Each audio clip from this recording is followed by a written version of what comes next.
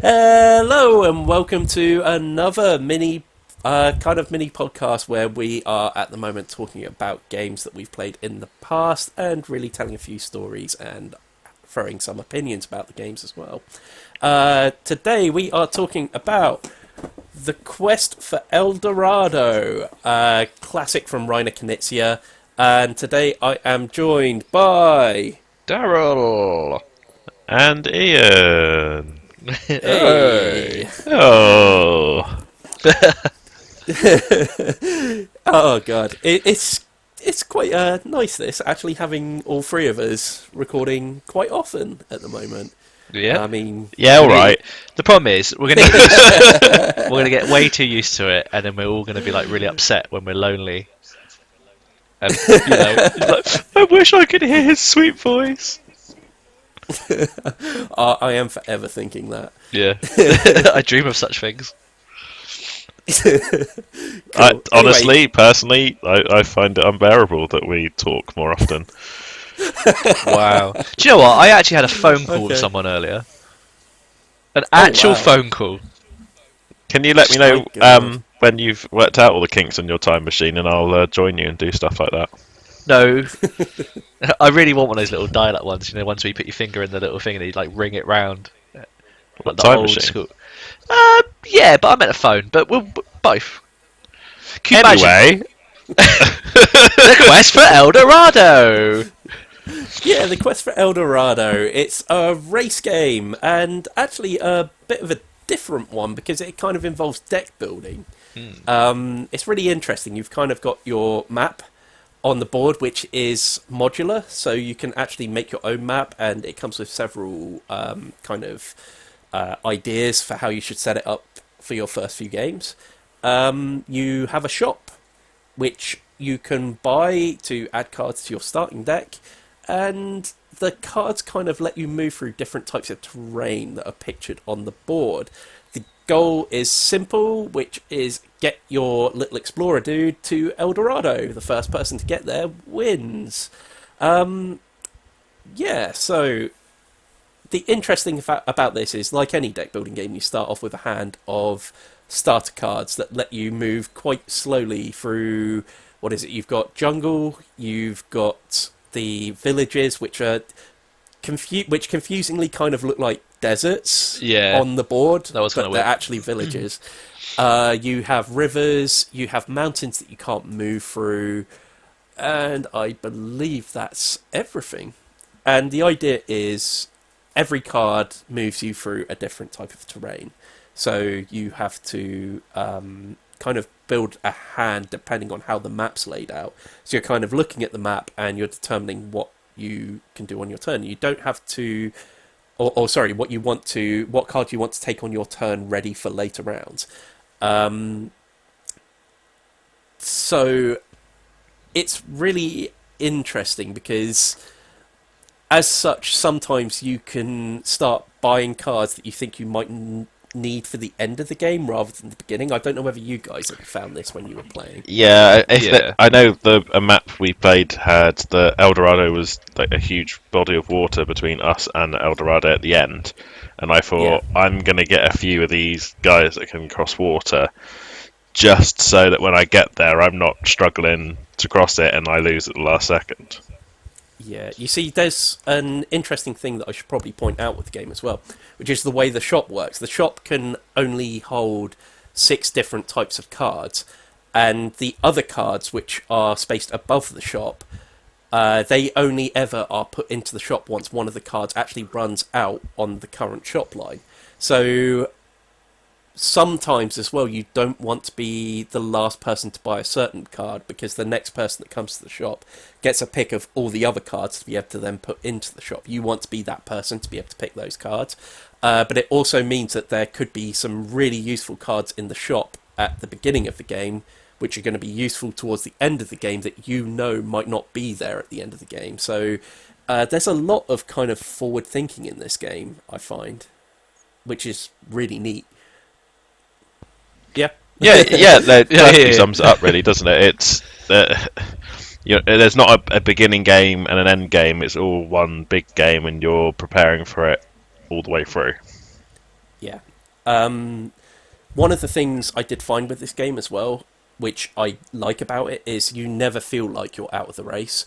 There's been plenty of games where I've been in last place and managed to catch up and win the game at the end, despite at times being quite a far way behind, because sometimes you know that you may be struggling right now, but you know that your hand is ready to deal with the course later down the line, whereas other players may have been thinking in the here and now and not being able to perhaps deal with the end game quite so well. Yeah. Yeah, no, that is usually balanced. I feel like the game that I remember us playing was us three, Yeah, and I feel like Daryl was quite far behind, and at the end he was only one tile behind, and me and you arrived at the same time, or you Yeah. arrived like on your turn before me, and then I arrived the turn after, or something like that. I think I remember it quite well because I think you'd been winning for most Yeah, of the I was race. way ahead for quite a while, and then it Yeah. evened out.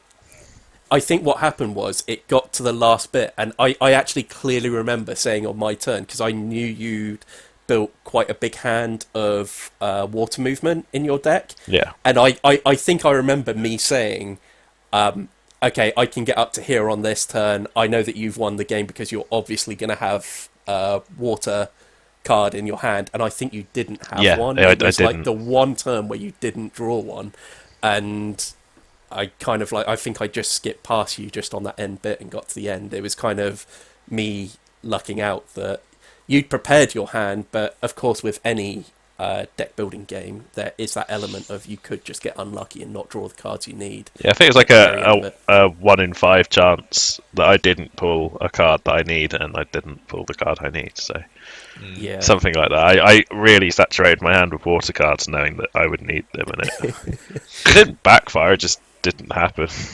Yeah, it's, but like I say, it's something that happens in every single deck building game. There are some things you can do in the game that can really help you. There are like these purple cards in the game, and rather than helping you move through terrain, they tend to give you an effect on your turn. Like I think it's the compass card allows you to draw more cards from your deck for your turn, so you have a larger hand of cards to be able to play around with, and increases your chance. So if you save them for the end of the game, because the cards that you have in your hand, like a lot of deck building games, if you don't use them on your turn, you're forced to put them into a discard pile at the end of your turn, regardless of whether you've used them or not.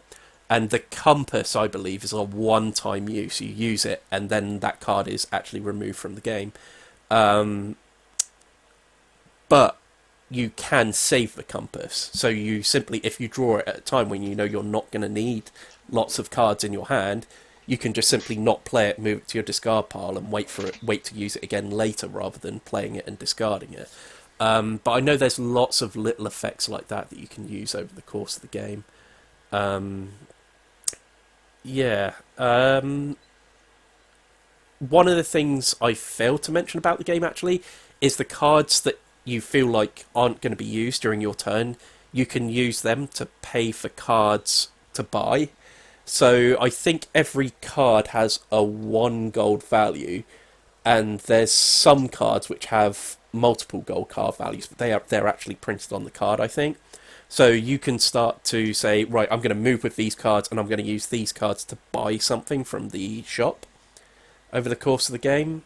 So you can kind of... Actually, I've forgotten. I think you can split your turn between moving with some cards and using the other cards to buy from the shop. I feel like you can. Yeah. Like, in my Yeah. memory, I've got it that you can do both in your turn. So Yeah. So... Yeah, it's kind of like a way of balancing out. I think you usually have a hand size of 5 cards, if I remember correctly. And yeah, you can chop and change them, use some for movement and some for buying cards during your turn, to allow you to diversify your hand a little bit more.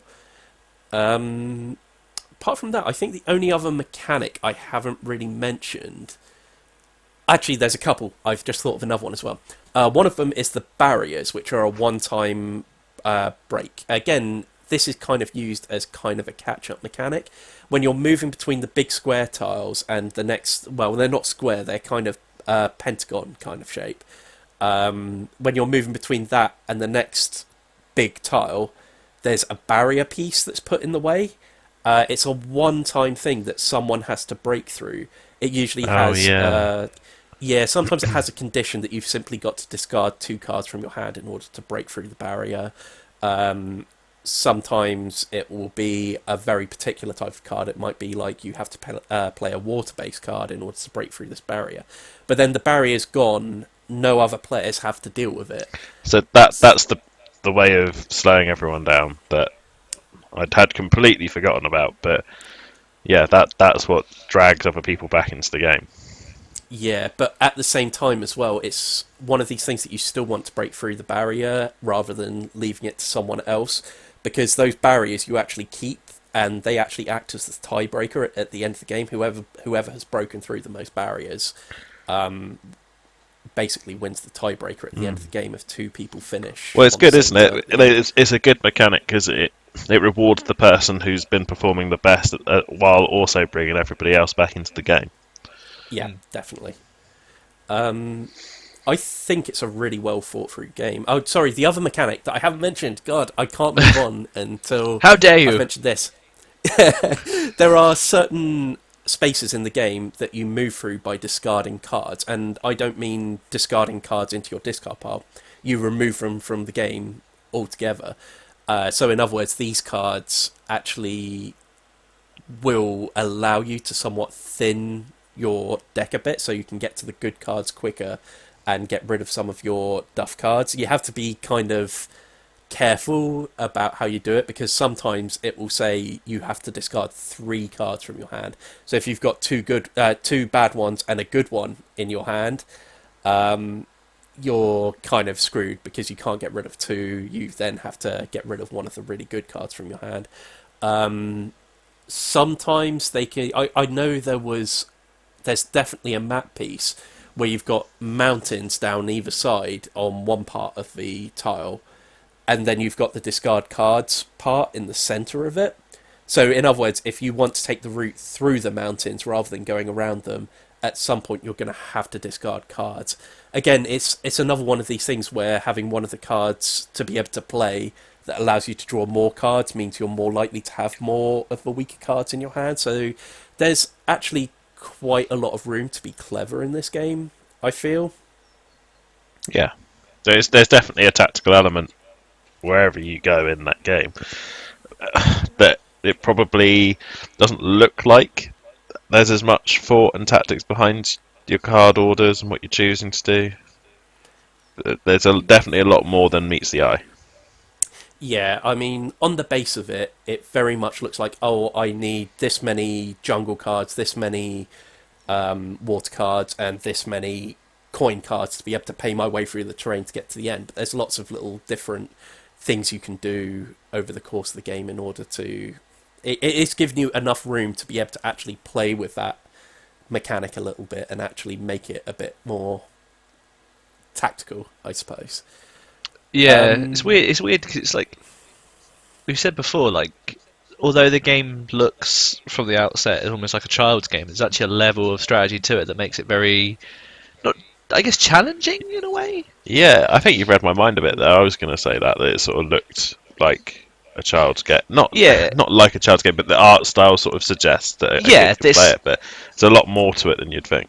Because I remember when you first got it and you said to us, "Do you want to play it?" and we looked at it and we were all like, kind of like, ah. Because at this point we hadn't really played much Ravensburger stuff, had we?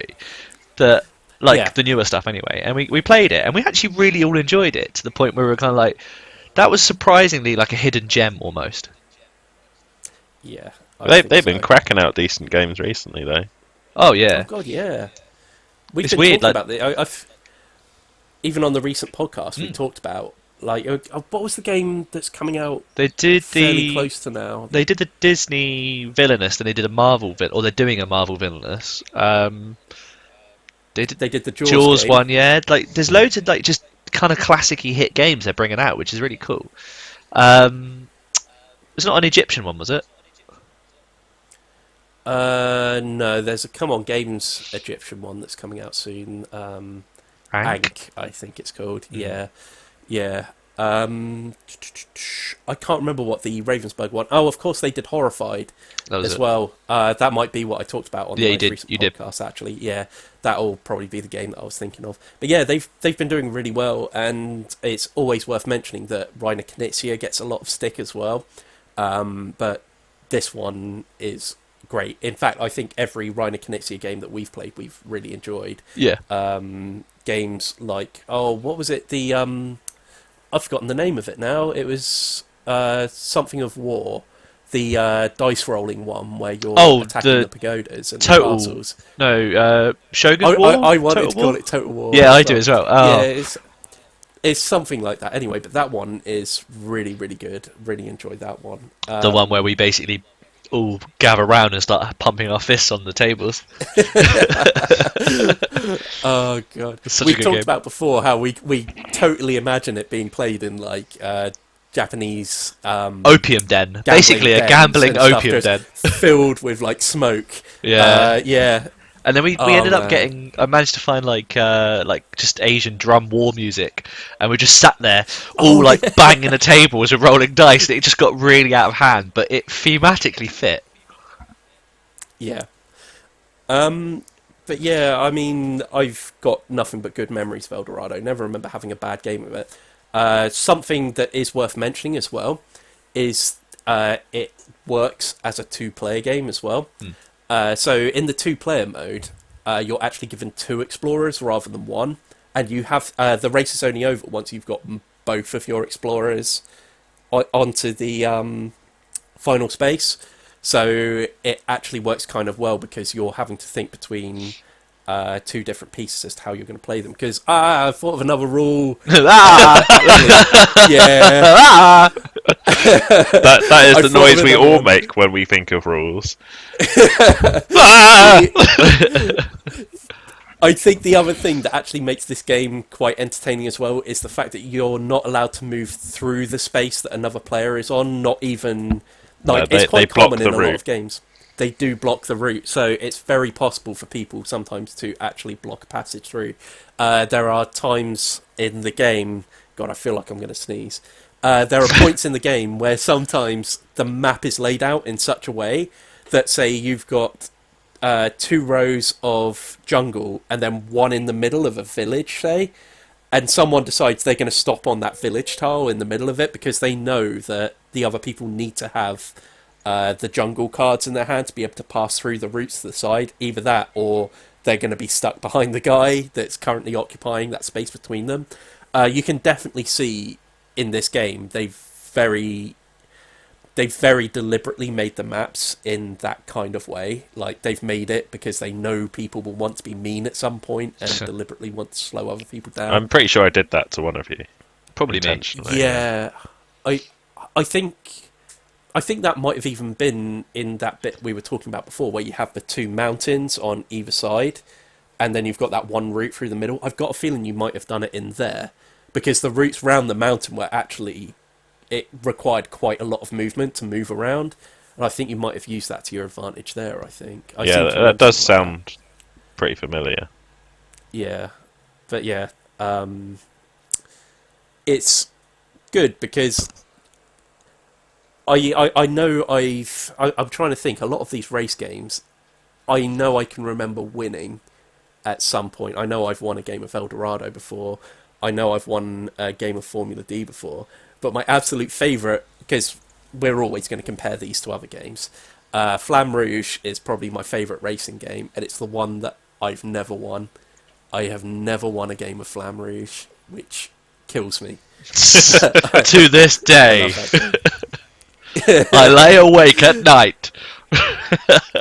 I mean, Something- I prefer Formula D. yeah. Weirdly, Formula D is the mathsy one out Yeah. of these race games. I don't know whether We it's will just because I had actually- better experience playing it or something like that. But I Is don't that to say you'd prefer Formula D to El Dorado? know. I think they're too different. They are very different. I would argue out of all of the race games that I've just mentioned, Formula D is the one that's very different to all the rest of them. Yeah, However, at the same time, Formula D is what you'd most expect out of a racing game, I feel. I think so, yeah. Although we haven't played the extended rules, have we? Or we don't normally play the extended rules. No. No, because we find the other rules quite... the other rules are actually more fun. I don't want to go too much into Formula D, because we might talk about that soon. We're probably going to talk about either that or Flamme Rouge very soon. Both of them are very different. One thing I did want to mention before we go, and before we move away from that, I do want to say that every single one of these games we've just mentioned, I think, are fantastic. Yeah. El Dorado, Flamme Rouge, Formula D, all of them are great. There are a couple of other race games on the market as well. Fast Sloths came out very recently. Yep.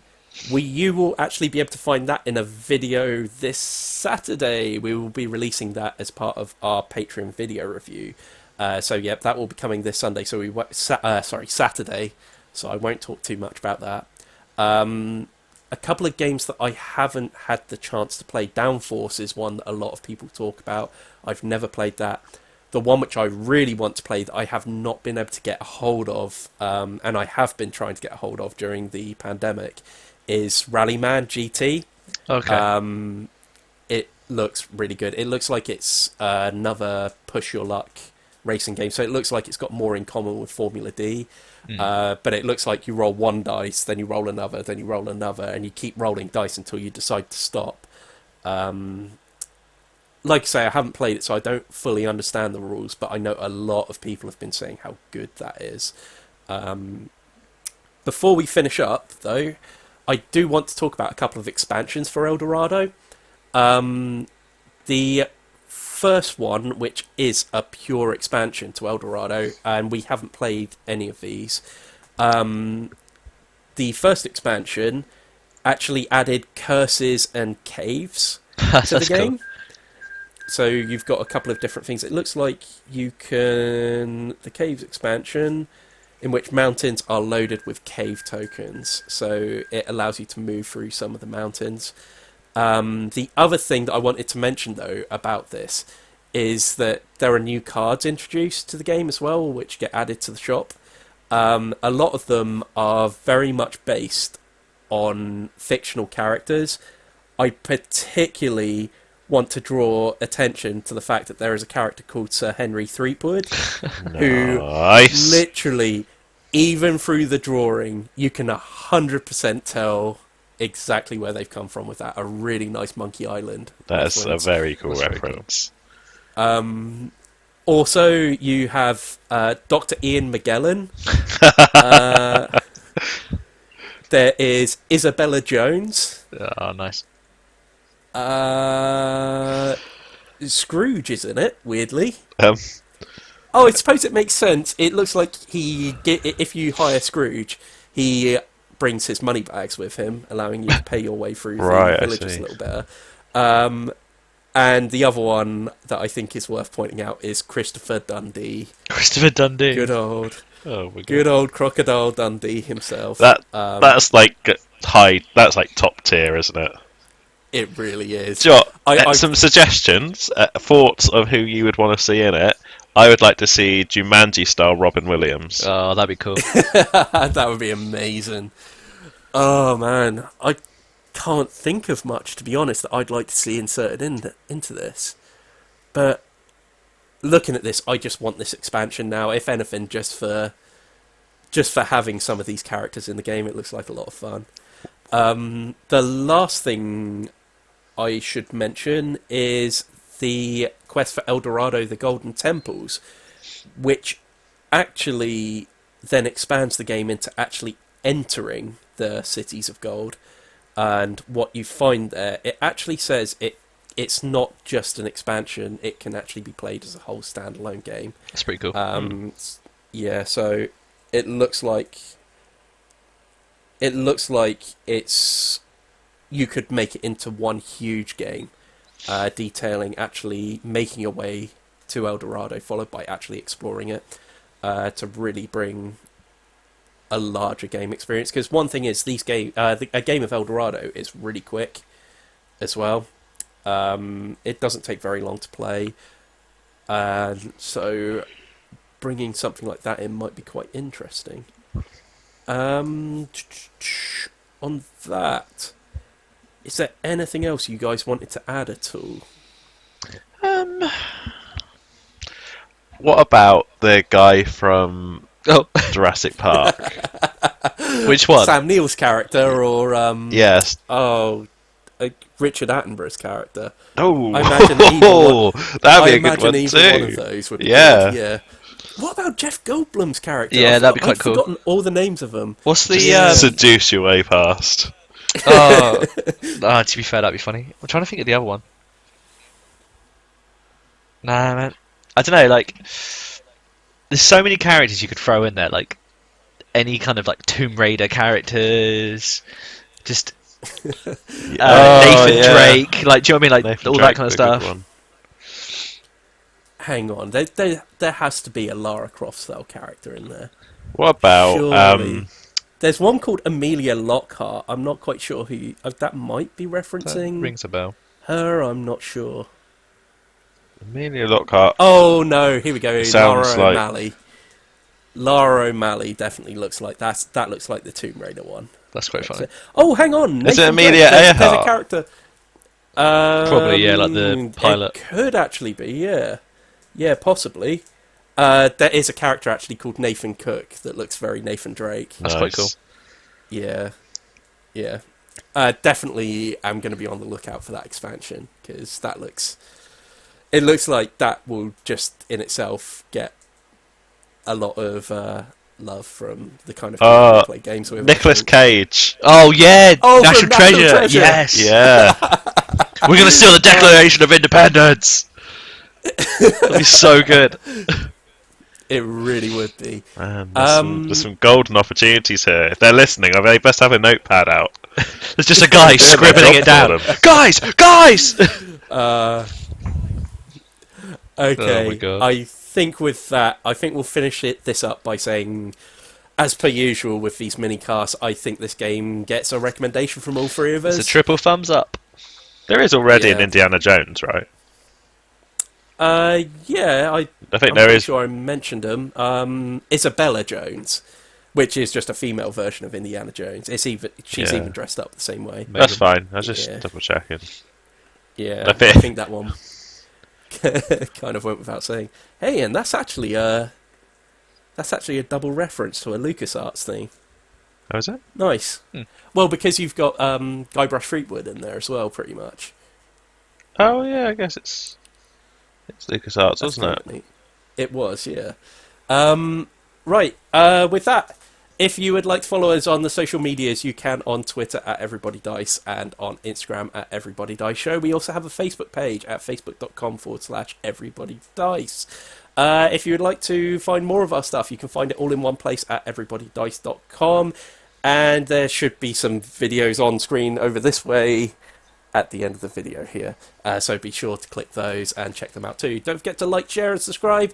And we'll see you guys real soon. Oh yeah. Bye. Bye bye. Goodbye. Oh.